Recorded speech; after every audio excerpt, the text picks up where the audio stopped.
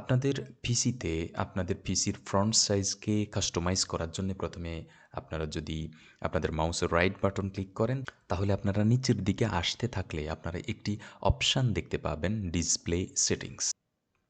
তো ডিসপ্লে সেটিংসে ক্লিক করার পরে আমরা সিস্টেমের আন্ডারে যে পেজটি এখন দেখতে পাচ্ছি, এখানে আমরা প্রথমেই দেখতে পাচ্ছি ব্রাইটনেস অ্যান্ড কালার এবং এরপরে আমরা দেখতে পাচ্ছি স্কেল অ্যান্ড লেআউট।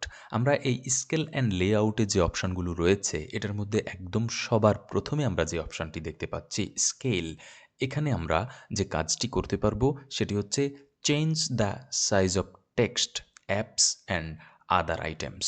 আমরা আমাদের পিসির টেক্সটের সাইজ, কোনো অ্যাপস কিংবা অ্যাপ্লিকেশন কিংবা সফটওয়্যারের সাইজ কিংবা অন্যান্য যে ধরনের আইটেমগুলো আমাদের এই পিসিতে কিংবা ডেস্কটপে আমরা দেখতে পাচ্ছি, আমরা সেগুলোর সাইজ পরিবর্তন করতে পারবো।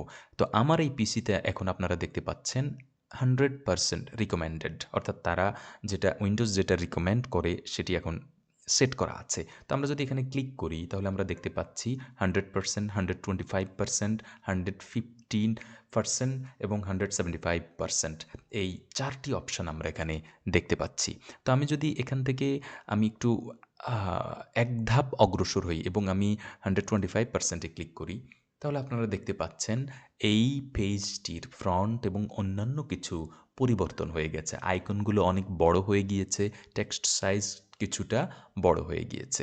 আমি যদি আরেকটু বাড়িয়ে নেই এবং 150% করি, তাহলে আপনারা দেখতে পারবেন যে সকল টেক্সট এবং আইকনগুলো আরও বেশি বড় হয়ে গেছে।